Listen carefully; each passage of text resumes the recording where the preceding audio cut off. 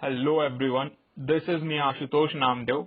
Discuss करेंगे आज हम fundamental right from article 14 to article 18 that is right to equality in our lecture 1.3 part B supported by Gautam IAS academy. तो start करते हैं right to equality from article 14 to 18। अब हम इस पूरे राइट टू इक्वालिटी में एक एक करके पहले तो पूरे बेसिक आर्टिकल्स के बारे में नॉलेज लेंगे, फिर उनके डेप्थ में जाने की कोशिश करेंगे। जैसे सबसे पहले आर्टिकल 14 आता है। आर्टिकल 14 हमें इक्वालिटी बिफोर लॉ और इक्वल प्रोटेक्शन ऑफ लॉ के बारे में बताता है। Article 15 prohibition of discrimination on the ground of religion, race, caste, sex और place of birth. Whereas article 16 हमें बताता है equality of opportunity in matter of public employment. Article 17 untouchability को खत्म करने की कोशिश करता है, whereas आर्टिकल 18 टाइटल्स को खत्म करने की कोशिश करता है except academic and military titles. ठीक है, तो एक सबसे पहले हम देखते हैं equality before law and equal protection of law. काफी ज्यादा इंपॉर्टेंट आर्टिकल 14। ठीक है, आर्टिकल 14 में ये कहा गया है कि हमारे सामने या कोई भी स्टेट किसी भी पर्सन को इक्वालिटी बिफोर लॉ प्रोवाइड कराएगा और equal protection of law provide कराएगा विद इन इट्स टेरिटरी। ठीक है, अब इसके बारे में कुछ और भी चीजें जानते हैं, जैसे कि जो इक्वालिटी बिफोर लॉ है ये ब्रिटिश ओरिजिन है। अब देखो, इक्वालिटी बिफोर लॉ यानी हर व्यक्ति लॉ के सामने क्या होगा, इक्वल होगा, कोई भी बड़ा छोटा नहीं होगा। ठीक है, किसी भी प्रकार का स्पेशल प्रिविलेजेस इनके पास नहीं रहेंगे, किसी एक्स्ट्रा ऑर्डिनरी व्यक्ति के पास इक्वल सब्जेक्शन रहेगा सभी लोगों के लिए। ठीक है, और कोई भी पर्सन चाहे रिच हो चाहे पुअर लॉ के सामने एक जैसा रहेगा।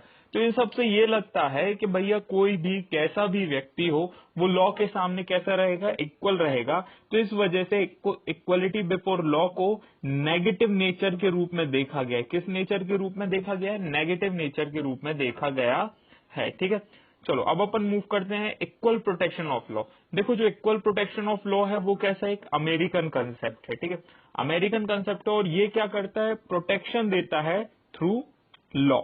ठीक है, लॉ से प्रोटेक्शन देने की बात करता है, यानी equality of treatment under equal circumstances, इसके बारे में बात करता है। Similar application of same law to all person और life should be treated alike without any discrimination. मतलब यहाँ पे लॉ हमको प्रोटेक्ट करने की बात कर रहा है। एक तरफ लॉ हमारे सामने या लॉ सबके लिए इक्वल हो रहा है, वेयरएज इसमें लॉ हमें प्रोटेक्ट करने की बात कर रहा है। तो ये इसका नेचर कैसा हो जाता है, पॉजिटिव हो जाता है। और इक्वलिटी ऑफ लॉ का नेचर कैसा हो जाता है, negative. Whereas equal protection of law जो कि अमेरिकन कंसेप्ट है उसका नेचर कैसा हो जाता है, पॉजिटिव। ठीक है, अब इक्वलिटी बिफोर लॉ से एक बहुत अच्छा कंसेप्ट हमारे सामने आता है, that is rule of law. जैसे कि आप सुनते होंगे कि हमारा भारत देश रूल ऑफ लॉ को फॉलो करता है, यानी हमारे पास नियम है, हमारे पास कानून है और उसी के हिसाब से हम आगे मूव करेंगे। हम अपनी मनमानी नहीं कर सकते हैं। ये सबसे इंपॉर्टेंट पॉइंट होता है किसका, रूल ऑफ लॉ का। तो कैसे आए, इक्वलिटी बिफोर लॉ के थ्रू जनरेट हुआ और सबसे पहले किसने इसको प्रपोज किया, प्रोफेसर A.V. डिके। ठीक है, अब ये क्या करता है, ये एब्सेंस ऑफ आर्बिटरी पावर को ध्यान में रखते हुए मैन को ये पावर देता है कि उसको सिर्फ लॉ के आधार पर पनिश किया जा सकता है और किसी आधार पर पनिश नहीं किया जा सकता है। अगर लॉ में वो पनिशमेंट डिफाइंड है तो ही उसको पनिश मिलेगी, नहीं तो वो पनिश नहीं दी जाएगी। यानी लॉ के हिसाब से काम किया जाएगा, काम को करने के लिए लॉ नहीं बनाया जाएगा। इंडिया में क्या है, रूल ऑफ लॉ। वेयरएज अगर हम चाइना की बात करें तो चाइना में क्या है, रूल बाय लॉ। मतलब अगर हमें चलना है तो हमें रूल बनाते हुए चलना पड़ेगा, हमें लॉ बनाते हुए चलना पड़ेगा। मतलब हम किसी की भी नहीं सुनेंगे, अपनी मनमाने तरीके से काम कर सकते हैं। फिर अगर हम रूल ऑफ लॉ की बात करें तो इक्वल सब्जेक्शन रहता है हर सिटीजन के लिए, यानी रूल ऑफ लॉ में कोई छोटा कोई बड़ा नहीं होता है, सब क्या होते हैं, इक्वल होते हैं। किसी भी प्रकार का डिस्क्रिमिनेशन देखने को नहीं मिलता है। ठीक है, फिर एक और चीज काफी ज्यादा इंपॉर्टेंट हो जाती है ये कि हमारे कॉन्स्टिट्यूशन में एक प्रकार से रूल ऑफ लॉ को काफी ज्यादा प्रमोशन दिया गया है। ठीक है, as comparison to rule by law को। और आर्टिकल 14 की एक स्पेशलिटी ये है कि आर्टिकल जो 14 है वो हमारा बेसिक फीचर या बेसिक स्ट्रक्चर का पार्ट है, यानी किसी भी फंडामेंटल राइट से आर्टिकल 14 को चेंज नहीं किया जा सकता है। सॉरी, किसी भी कॉन्स्टिट्यूशनल अमेंडमेंट से आर्टिकल 14 को चेंज नहीं किया जा सकता है। ठीक है, अब एक्सेप्शन टू इक्वालिटी, देखो हर चीज के कुछ ना कुछ एक्सेप्शंस होते हैं। वैसे इक्वालिटी, जो कि राइट टू इक्वालिटी है, उसके भी काफी सारे एक्सेप्शंस देखने को मिलते हैं। आर्टिकल 14 के भी काफी सारे एक्सेप्शंस है, जैसे आर्टिकल 361। आर्टिकल 361 प्रेसिडेंट और गवर्नर को इन ऑफिस काफी सारी इम्यूनिटी प्रोवाइड कराता है। जैसे आप अगर गवर्नर है या प्रेसिडेंट है, उसको आप इन ऑफिस अरेस्ट नहीं कर सकते हैं। ठीक है, तो ये काफी बड़ी इम्यूनिटी होगी। आर्टिकल 105 के बारे में बात करें तो किसी भी मेंबर ऑफ पार्लियामेंट को वो इम्यूनिटी प्रोवाइड कराता है कि उसके ऊपर किसी भी प्रकार का चैलेंज नहीं किया जा सकता है पार्लियामेंट के अंदर कि उसने क्या किया है। ठीक है, या किसको वोट दिया है या किस तरीके से बात की है, ऐसा कोई भी प्रकार का चैलेंज नहीं किया जा सकता है किसी भी कोर्ट ऑफ लॉ में। ठीक है, अब बात करते हैं आर्टिकल 194 में। 194 में सेम इम्यूनिटी दी गई है किसको? एमएलए को इन द लेजिस्लेचर।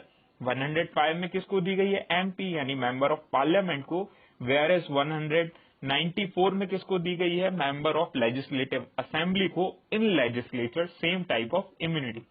ऑल्दो जो फॉरेन सोवरेन्स होते हैं, एम्बेसडर्स होते हैं, ठीक है, डिप्लोमेट्स होते हैं, ये भी काफी ज्यादा इम्यूनिटी एंजॉय करते हैं। ठीक है, इस पर्टिकुलर आर्टिकल 14 के एक्सेप्शन के थ्रू। और जो यूएन है और इट्स एजेंसी है, वो भी काफी ज्यादा इम्यूनिटी एंजॉय करती हैं। अब इससे क्या होता है कि ये एक्सेप्शन तो है, लेकिन ऑल्दो हमारे ऑफिस को चलाने में काफी ज्यादा हेल्प करते हैं। अगर ये एक्सेप्शन ना हो तो काफी सारी प्रॉब्लम्स क्रिएट हो सकती हैं। ठीक है, चलो अब अपन आर्टिकल 15 के बारे में बात करते हैं। Prohibition of discrimination on certain ground. तो सर्टेन ग्राउंड के हिसाब से आर्टिकल 15 देखो, इसमें बहुत सारी चीजें देखने की हैं। जैसे provides, article 15 provides that state shall not discriminate against any citizens on ground only of religion, race, caste, sex और प्लेस ऑफ बर्थ। इसमें दो शब्द को बहुत अच्छे से पकड़ना, नॉट डिस्क्रिमिनेट और ओनली, यानी स्टेट किसी भी व्यक्ति से भेदभाव नहीं करेगा, लेकिन सिर्फ इन 5 आधार पर, रिलीजन, रेस, कास्ट, सेक्स और प्लेस ऑफ बर्थ। हो सकता है कि वो अदर कोई भी ग्राउंड पे आपसे भेदभाव कर जाएगा, लेकिन आपके रिलीजन से, आपके रेस से रिलेटेड, आपके कास्ट से रिलेटेड, सेक्स से रिलेटेड और प्लेस ऑफ बर्थ से रिलेटेड किसी भी प्रकार से स्टेट किसी भी तरीके से डिस्क्रिमिनेशन नहीं कर सकता है। ऑल्दो इसके भी कुछ 4 एक्सेप्शन हम लोग देख लेते हैं क्या क्या है। जैसे सबसे पहले इसका एक्सेप्शन देखते हैं कि वुमेन और चिल्ड्रंस को आप देखते हो कई सारे स्पेशल प्रोविजंस मिल सकते हैं, कई सारे स्पेशल स्टेट वर्क करता है वुमेन वेलफेयर के लिए और चिल्ड्रन वेलफेयर के लिए, तो वो डिस्क्रिमिनेशन नहीं माना जाएगा। Advancement of social economic backward classes और advancement of social and educational backward classes, ठीक है, शेड्यूल ट्राइब्स और शेड्यूल कास्ट के एडवांसमेंट के लिए जो काम किया जाता है उसको भी डिस्क्रिमिनेशन नहीं माना जाएगा। Although one of the most important thing ये है कि इकोनॉमिकल वीकर सेक्शन के हित के लिए अगर कोई काम करते हैं तो उसके लिए भी क्या कहते हैं, डिस्क्रिमिनेशन नहीं माना जाएगा। ठीक है, तो इसमें कंक्लूजन ये निकलता है कि अगर जो लोअर सेक्शन है अगर उसकी भलाई करते हैं, वो किसी भी मैटर में हो सकता है, वो एजुकेशनली भी हो सकता है, वो इकोनॉमिकली भी हो सकता है, वो सोशली भी हो सकता है, किसी भी आधार पे अगर वो उसकी स्टेटस लो है सोसाइटी में तो उसके वेलफेयर के लिए हम काम कर सकते हैं और इसको डिस्क्रिमिनेशन नहीं माना जाएगा। ठीक है, अब equality of opportunity in matter of public employment, जो कि आर्टिकल 16 में बहुत ही अच्छे से दिया हुआ है। ठीक है, आर्टिकल 16 में इक्वलिटी ऑफ अपॉर्चुनिटी के बारे में बात की जाती है। ठीक है, अब इक्वलिटी ऑफ अपॉर्चुनिटी में एक बहुत बड़ा केस देखने को मिला था। क्या हुआ था, 1979 में मोरारजी देसाई गवर्नमेंट ने एक बीपी मंडल कमीशन कॉन्स्टिट्यूट की थी, जिसका काम सिर्फ एक ही था कि सोशली और एजुकेशनली बैकवर्ड क्लासेस के वेलफेयर के लिए काम करना है। ठीक है, ऑल्दो इसने सजेस्ट किया कि हम 27% रिजर्वेशन देंगे किसको, ओबीसी को यानी अदर बैकवर्ड क्लासेस को। अब ये हर चीज तो सही नहीं थी, 27% रिजर्वेशन काफी ज्यादा बड़ा था। तो इस पर्टिकुलर केस को चैलेंज किया, इस पर्टिकुलर जजमेंट मतलब एक प्रकार से डिसीजन को चैलेंज किया इंदिरा शेनॉय और भी बहुत सारे लोग ने, और इस पूरे केस का नाम बना Indira Shenoy and others versus union of India, जिसमें सुप्रीम कोर्ट ने यह डिसीजन दिया कि ठीक है, आप जो रिजर्वेशन दे रहे हैं 27%, वो ओबीसी को ना देकर, अदर बैकवर्ड क्लासेस को ना देकर, वो आप दीजिए किसको, सोशली एजुकेशनली बैकवर्ड क्लासेस को, ताकि उनका वेलफेयर हो सके। और जो आर्टिकल 15 है उसके साथ किसी भी प्रकार का एक्सटॉर्शन या फिर किसी भी प्रकार का उसका वायलेशन देखने को, आर्टिकल 16 का किसी भी प्रकार से वायलेशन देखने को ना मिले। ठीक है।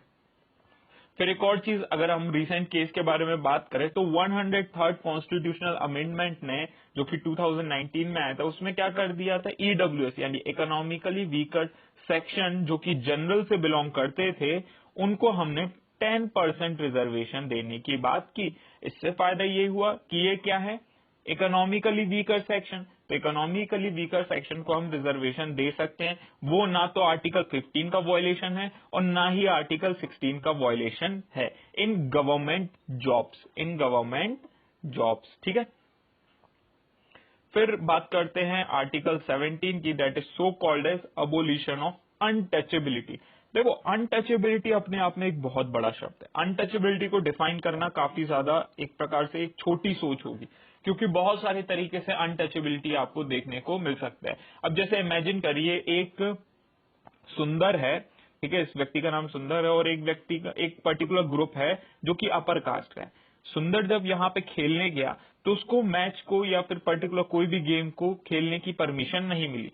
वहां तो उसको किसी ने टच तो नहीं किया, ठीक है, या फिर उसको टच कर रहे हैं लेकिन खेलने के लिए परमिशन नहीं दे रहे हैं। लेकिन ये किस कैटेगरी में आ जाएगा, अनटचेबिलिटी। ये भेदभाव हो रहा है, किस कैटेगरी में भेदभाव हो रहा है, अनटचेबिलिटी। उसके कास्ट या उसके कोई भी रिलीजन को आधार मानते हुए क्या किया जा रहा है, उससे भेदभाव किया जा रहा है। एक प्रकार से अगर हम डिफेक्टो की बात करें तो कहीं ना कहीं वो दिख तो नहीं रहा है कि वो अनटचेबिलिटी को फॉलो कर रहे हैं, लेकिन अगर हम मोरली बात करें तो वो काफी बड़े रूप से अनटचेबिलिटी को फॉलो करते हुए दिखाई देते हैं। इसलिए इस टर्म को डिफाइन करना उतना पॉसिबल नहीं हो पाता। ऑल्दो 1976 में एक बहुत बड़ा स्टेप लिया गया था, वो ये था कि हमारा जो अनटचेबिलिटी ऑफेंस एक्ट 1955 है, उसका नाम बदल के protection of civil right act 1955 कर दिया गया था, और उसमें काफी सारे प्रोविजंस को इंक्रीज कर दिया गया था और काफी सारी चीजें इसमें बढ़ा दी गई थी कि अनटचेबिलिटी प्रैक्टिस किस तरीके से होगी, उसकी पनिशमेंट क्या क्या है, वो सारी इस पर्टिकुलर एक्ट में दी गई है। ठीक है। और हाँ, एक और चीज सबसे इंपॉर्टेंट ये हो जाती है कि अनटचेबिलिटी को कहीं भी ना तो कॉन्स्टिट्यूशन ना ही एक्ट में मेंशन या डिफाइंड किया गया है। मेंशन तो किया गया पर डिफाइंड नहीं किया गया। Abolition of titles, abolition of titles की बात करें, उपाधियों का अंत की बात करें, ठीक है, तो वो किस में आ जाता है कि भैया पहले क्या होता था, जो राजा महाराजा लोग हुआ करते थे वो अपने टाइटल्स के साथ एंजॉय करते, तो समाज में ये दिखाने की कोशिश करते थे कि we are superior than rest of the people. तो इससे प्रॉब्लम ये हुई कि जो हमारा आर्टिकल 14 है, यानी इक्वलिटी बिफोर लॉ और इक्वल प्रोटेक्शन ऑफ लॉ, वो कहीं ना कहीं वायलेट होता दिखाई देता है। लेकिन इस चीज को खत्म किया किसने, एबोलिशन ऑफ टाइटल यानी आर्टिकल 18 ने। आर्टिकल 18 में 4 पर्टिकुलर चीजों को एक प्रकार से एक्सेप्शन माना, बाकी अदर कोई भी टाइटल से उसको पूरी तरीके से प्रोहिबिट करने की बात की गई। वो 4 चीजें ये है कि भैया अगर आपको किसी भी तरीके से मिलिट्री और एकेडमिक टाइटल मिलता है तो वो टाइटल के रूप में नहीं कहा जाएगा। मिलिट्री जैसे कर्नल हो गया, ठीक है, लेफ्टिनेंट हो गया, एकेडमिक जैसे डॉक्टर हो गए, ठीक है, तो ये टाइटल्स के रूप में नहीं देखे जाएंगे। ठीक है। फिर कोई भी citizens accepting titles from any foreign state को ये प्रोहिबिट करता है। ठीक है, अगर कोई जैसे एक्स सिटीजन है, ठीक है, अगर वो बाहर से उसको टाइटल मिल रहा है किसी फॉरेन स्टेट को, तो उसको रोकता कौन है, ये पर्टिकुलर आर्टिकल। हाँ, अगर आप फॉरेन में हैं और कोई आपको आर्टिकल देता है तो आपको फर्स्ट कंसेंट किसकी लेनी पड़ेगी, मिस्टर प्रेसिडेंट की लेनी पड़ेगी इन एनी सेंस, चाहे वो आप प्रॉफिट के पोस्ट पे हो या ट्रस्ट के पोस्ट में और किसी भी अदर पोस्ट में अगर आपको कोई भी टाइटल मिलता है रादर देन मिलिट्री और एकेडमिक, तो आपको प्रायर परमिशन लेनी पड़ेगी, किसकी, प्रायर कंसेंट लेना पड़ेगा, अनुमति लेनी पड़ेगी किसकी, मिस्टर प्रेसिडेंट की। ठीक है। So this is all. अब हम डिस्कस करते हैं कुछ प्रैक्टिस क्वेश्चंस और ये कोशिश करेंगे किस तरीके से उनको डील करना है। सबसे पहले critically analyse the concept of right to equality. अब ध्यान देना, यहाँ पे पूछा है क्रिटिकली एनालाइज, यानी आपका आंसर किस नेचर का होना चाहिए, 70% नेगेटिव नेचर का होना चाहिए। तो क्रिटिकली एनालाइज में आप क्या लिख सकते हो, कुछ एक्सेप्शन के बारे में लिख सकते हैं कि हम सब अगर राइट टू इक्वलिटी के तहत हैं तो why certain peoples holding a certain position enjoy certain kinds of immunity, वो आप बहुत अच्छे से एक्सप्लेन कर सकते हैं। ठीक है, next explain the exception of article 14। Article 14 के एक्सेप्शन बताने, क्या क्या थे एक्सेप्शन। आर्टिकल 361 के जो प्रेसिडेंट है और गवर्नर है वो इम्यूनिटी इंजॉय करेंगे। आर्टिकल 105 के मेंबर ऑफ पार्लियामेंट इंजॉय करेंगे इम्यूनिटी। आर्टिकल 194 के जो मेंबर ऑफ लेजिस्लेटिव असेंबली है वो एंजॉय करेंगे। फॉरेन सोवरेन्स हो गए, यूएनओ एजेंसी, ऐसी कुछ चीजें। ठीक है, evaluate the concept of rule of law. तो रूल ऑफ लॉ कौन लेकर आया था, उसके बारे में एक इंट्रोडक्शन तैयार करते हुए आपको रूल ऑफ लॉ के बारे में बताना है कि उससे फायदे क्या क्या है, कि हर कोई क्या होगा, इक्वल होगा, किसी भी प्रकार का डिस्क्रिमिनेशन देखने को नहीं मिलेगा। ठीक है, ऐसी कुछ चीजें। और स्टेट को अगर वर्क करना है तो वो किसके हिसाब से करेगा, लॉ के हिसाब से, और इसका जस्ट अपोजिट क्या हो जाता है, रूल बाय लॉ। ठीक है, इक्वल प्रोटेक्शन ऑफ लॉ। ठीक है, इक्वल प्रोटेक्शन ऑफ लॉ के बारे में बताना है कि भैया इक्वल प्रोटेक्शन ऑफ लॉ क्या है, किस तरीके से आया है, और अमेरिकन कंसेप्ट होने के साथ साथ उसमें क्या क्या प्रोविजंस हैं। जैसे एक प्रकार से जो भी आर्बिटरीनेस है उसको रोकने की कोशिश करेगा, इक्वल ट्रीटमेंट देगा इक्वल सर्कमस्टांसेस से। ठीक है, सिमिलर एप्लीकेशंस रहेंगे हर व्यक्ति के लिए। मंडल कमीशन 1979 में है, उसके बारे में बताना है। ठीक है, और आर्टिकल 15 इन प्रेजेंट सिनेरियो। ठीक है, ये काफी ज्यादा इंपॉर्टेंट क्वेश्चन इसलिए हो जाता है कि प्रेजेंट सिनेरियो में आर्टिकल 15 को किस तरीके से डील किया जाता है उसके बारे में बताना है। ठीक है, although with certain MCQs. First MCQ is 10% reservation for EWS is by which amendment. तो ये आपको बताना है कि वो 100 है, 101 है, 102 और 103। Please put on this in the comment section the right answer. Okay, MCQ number 2, rule of law इस कंसेप्ट प्रपोज्ड बाय। तो ये पर्टिकुलर 4 आपके पास ऑप्शन है, ग्रेनविल, ऑस्टिन, सर जेनिंग, एवी डिक्की और कार्ल मार्क्स। इन 4 में से जो भी राइट आंसर है वो आपको कमेंट सेक्शन में देना है। Next, which government constitute Mandal commission. तो मंडल कमीशन जो कि 1979 में आया था with giving 27% reservation for economically educationally backward classes. ठीक है, एंड ऑल्सो सोशली। फिर बात करते हैं next, as by article 15 which ground of discrimination. इसको क्वेश्चन को थोड़ा चेंज कर लो, which is not the ground of discrimination. ठीक है, तो इसमें क्या आ जाएगा, कौन सा ग्राउंड नहीं है डिस्क्रिमिनेशन, सेक्स है क्या ग्राउंड, रेस है, बर्थ है, वेल्थ है क्या, इस 4 में से एक करेक्ट आंसर है वो आपको बताना है। So this is all for today, thank you guys, have a nice day.